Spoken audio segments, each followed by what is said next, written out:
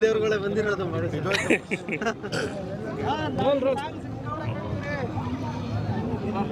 Sir 75ನೇ ವರ್ಷ ದಾದಾವರ ಹುಟ್ಟುಹಬ್ಬ ಆದರೆ ಮಾಡಬೇಕಾದ ಜಾಗದಲ್ಲಿ ಬಿಟ್ಬಿಟ್ಟು ತಾತ್ಕಾಲಿಕ ಜಾಗದಲ್ಲಿ ಮಾಡಲಾಗ್ತಿದೆ. ಏನು ಅನಿಸ್ತಾ ಇದೆ? ಇದಕ್ಕೆ ನಾವು ಸ್ವಲ್ಪ ಖಾರವಾಗಿ ಹೇಳ್ಬೇಕಂದ್ರೆ ಸರ್ಕಾರ ಯೋಚನೆ ಮಾಡಬೇಕು. ಸರ್ಕಾರಕ್ಕೆ ಕನಿಷ್ಠ ನೈತಿಕತೆ ಬೇಕು ಈ ವಿಷಯದಲ್ಲಿ. ಕರ್ನಾಟಕ ರತ್ನ ಅಂದರೆ 6 ಕೋಟಿ ಕನ್ನಡಿಗರಿಗೂ ಸಿಗುವಂಥ ಪ್ರಶಸ್ತಿ ಅಲ್ಲ. 6 ಕೋಟಿ ಕನ್ನಡಿಗರಲ್ಲಿ ಬೆರಳೆಣಿಕೆಯಷ್ಟು ಜನಕ್ಕೆ ಮಾತ್ರ ಸಿಗುವಂಥ ಪ್ರಶಸ್ತಿ. ಅಂಥ ಕರ್ನಾಟಕ ರತ್ನ ಪ್ರಶಸ್ತಿ ಪಡೆದಂಥ ಒಬ್ಬ ಮಹಾನ್ ನಟನಿಗೆ, ಆದರ್ಶವಾದಿಗೆ ಸರ್ಕಾರ ಏನು ಕನಿಷ್ಠ ತಿರುಗಿ ಕೊಡ್ಬೋದು? ನೈತಿಕವಾಗಿ ಅವರು ಕೇಳ್ತಾ ಇರುವ ಈ 6 ಕೋಟಿ ಕನ್ನಡಿಗರು ಕೇಳ್ತಾ ಇರುವ ಕೇವಲ 2 ಎಕರೆ ಜಾಗವನ್ನು ಕೇಳ್ತಾ ಇದ್ದೇವೆ. 100 ಎಕರೆನ ಡಿನೋಟಿಫೈ ಮಾಡ್ತಾರೆ, ಬೇರೆ ಬೇರೆ ಕಾರಣಕ್ಕೆ, ಬೇರೆ ಬೇರೆ ಕಾರಣಗಳಿಗೆ ಕೊಡ್ತಾರೆ. ಇದು ಒಂದು ಸಾಮಾಜಿಕ ಜವಾಬ್ದಾರಿ ಆಗುತ್ತೆ ಮತ್ತು ಸಾಂಸ್ಕೃತಿಕ ಜವಾಬ್ದಾರಿ. ಸರ್ಕಾರಗಳಿಗೆ ಸಾಂಸ್ಕೃತಿಕವಾಗಿ ನಾಡನ್ನು ಕಟ್ಟುವ ಕಡೆ ಇದು ಒಂದು ಜವಾಬ್ದಾರಿ.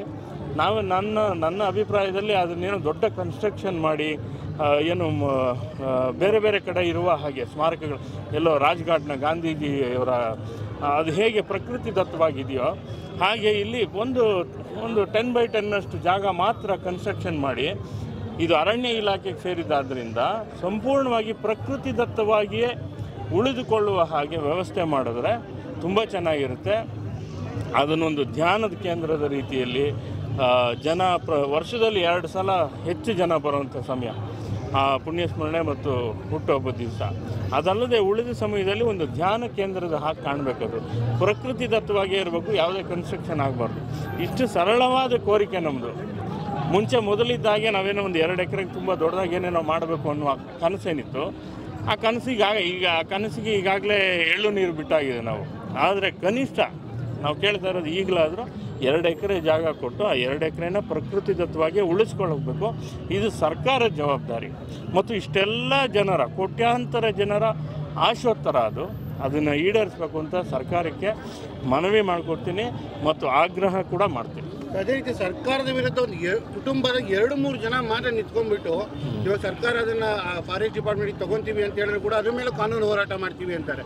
ಪ್ರಪಂಚಕ್ಕೆ ಗೊತ್ತಿರೋದೇ ಇದು ಸರ್ಕಾರಿ ಜಾಗ ಅಂತ. ಸೊ ಇದ್ರ ಬಗ್ಗೆ ಏನು ಹೇಳೋಕ್ಕೆ ಇಷ್ಟಪಡ್ತೀವಿ? ಇಲ್ಲ, ಈಗ ನಾವು ಯಾರ್ದು ಈಗ ಬಾಲಣ್ಣನ ಕುಟುಂಬದ ಬಗ್ಗೆ ಅವರ ಚಿಂತನೆಗಳ ಬಗ್ಗೆ ಈಗಾಗಲೇ ಸರ್ಕಾರಕ್ಕೂ ಗೊತ್ತಾಗಿದೆ, ಕೋರ್ಟಿಗೆ ಗೊತ್ತಾಗಿದೆ, ಚಿತ್ರರಂಗಕ್ಕೆ ಗೊತ್ತಾಗಿದೆ, ಅಭಿಮಾನಿಗಳು ಗೊತ್ತಾಗಿದೆ. ನಾನು ಮತ್ತೆ ಅದನ್ನೇನು ಬಿಡಿಸಿ ಹೇಳೋವಂಥದ್ದೇನಿಲ್ಲ. ಈಗ ಅವ್ರಿಗೇನು ಸಿಕ್ಕಾಗಾಯಿತು ಇದರಿಂದ? ಇಷ್ಟು ಕೋಟ್ಯಾಂತರ ಅಭಿಮಾನಿಗಳ ಶಾಪ ಸಿಕ್ತೆ ಹೊರತು ಮತ್ತೇನೂ ಸಿಗಲಿಲ್ಲ ಅವರಿಗೆ. ಒಂದು ಹಿಡಿ ಮಣ್ಣು ಸಿಗಲಿಲ್ಲ, ಸಿಗೋದು ಇಲ್ಲ. ನನ್ನ ಪ್ರಕಾರ ಕಾನೂನು, ಕೋರ್ಟು, ಸರ್ಕಾರ ಅಷ್ಟು ಭದ್ರವಾಗಿದೆ ಅಂತಲೇ ಭಾವಿಸಿದ್ದೀನಿ ನಾನು. ನಾವು ಕೇಳ್ತಾ ಇರೋದು ಆ 20 ಎಕರೆ ಅಲ್ಲ, ಬರೀ 2 ಎಕರೆ. ಅದೇ ರೀತಿ ಈ ಸತಿ ಮರಣೋತ್ತರ ಕರ್ನಾಟಕ ರತ್ನ ಕೊಟ್ಟಿದ್ದಾರೆ. ಅಭಿಮಾನಿಗಳಂದ್ರೆ ಖುಷಿ ಇದೆ, ಒಂದು ಕಡೆ ದುಃಖ ಇದೆ. ತುಂಬ ವರ್ಷದ ಬೇಡಿಕೆ ಇದು, ಇವಾಗ ಈಡೇರಿತು ಅಂತ. ಅಲ್ಲ, ನಮಗೆ ನಾಚಿಕೆ ಆಗುತ್ತೆ. ನಾವು ಬೇಡಿಕೆ ಇಟ್ವಲ್ಲ ಅಂತ.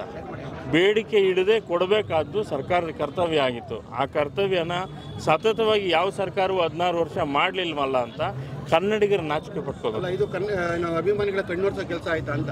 ಸಮಾಧಿ ಹೊಡೆದಿದ್ದು ಒಂದೇ ಮತ್ತೆ ಕರ್ನಾಟಕ ರತ್ನ ಕೊಟ್ಟಿದ್ದು, ಇಷ್ಟೊಂದು ಸ್ವಲ್ಪ ಸಮಾಧಾನ ಮಾಡ್ಕೊಳ್ಳಿ ಅಂತ. ಇಲ್ಲ, ಹಂಗನ್ನಕ್ಕಾಗಲ್ಲ. ಯಾಕೆಂದರೆ ಇನ್ನೂ ಬಾಲ ಅವರ ಅಂಗಳದಲ್ಲೇ ಇದೆ, ಮಾನ್ಯ ಮುಖ್ಯಮಂತ್ರಿಗಳ ಅಂಗಳದಲ್ಲೇ ಇದೆ, ಅರಣ್ಯ ಇಲಾಖೆ ಮಂತ್ರಿಗಳ ಅಂಗಳದಲ್ಲಿದೆ, ಕನ್ನಡ ಮತ್ತು ಸಂಸ್ಕೃತಿ ಇಲಾಖೆ ಸಚಿವರ ಅಂಗಳದಲ್ಲಿದೆ. ಅವರು ಎಲ್ಲರೂ ಚರ್ಚೆ ಮಾಡಿ ಈಗಲೂ ಕೂಡ ಕಾಲ ಮಿಂಚಿಲ್ಲ. ನವೆಂಬರ್ 1ನೇ ತಾರೀಕು ಒಳಗಡೆ ಆದರೂ ಇದನ್ನು ಘೋಷಣೆ ಮಾಡಲಿ, ಈ ಜಾಗವನ್ನು 2 ಎಕರೆನ ಅಂತ ನಾನು ಅಭಿಮಾನಿಗಳು ಹೇಳ್ತೀವಿ. ನಾವು ಇಲ್ಲಿಗೆ ಬರ್ಬೇಕಾದ್ರೆ ಫಸ್ಟ್ ಅಭಿಮಾನಿ ಕೊಡೆ ಹೋಗಿ ಬಂದ್ವಿ, ಅಲ್ಲೊಂದು ಹೂವು ಇಡೋಕೆ ನಮ್ಗೆ ಪೊಲೀಸರು ಬಿಡ್ತಾ ಇಲ್ಲ ಅಂತ. ಎಲ್ಲರೂ ಒಂದೊಂದು ಹೂ ನಾರ್ಮಲ್ ಆಗಿ ವಿಷ್ಣು ಸರ್ ನೋಡೋಕೆ ಬರ್ಬೇಕಾದ್ರೆ ಒಂದು ಗುಲಾಬಿ ಹೂ ತರೋದು ಅದು ಅಭ್ಯಾಸನೇ ಎಲ್ಲರಿಗೂ. ಒಂದು ಹೂ ಇಡೋಕ್ಕೂ ಬಿಡ್ತಾ ಇಲ್ಲ ಅಂತ. ಸೊ ಈಗಾಗಲೇ ಈ ಶಾಪ 16 ವರ್ಷದಲ್ಲಿ ಭಾಳಷ್ಟು ಜನಕ್ಕೆ ತಟ್ಟಿದೆ, ತುಂಬ ಜನಕ್ಕೆ ತಟ್ಟುತ್ತೆ ಈಗಲೂ ಕೂಡ ಅಷ್ಟೇ. Thank you.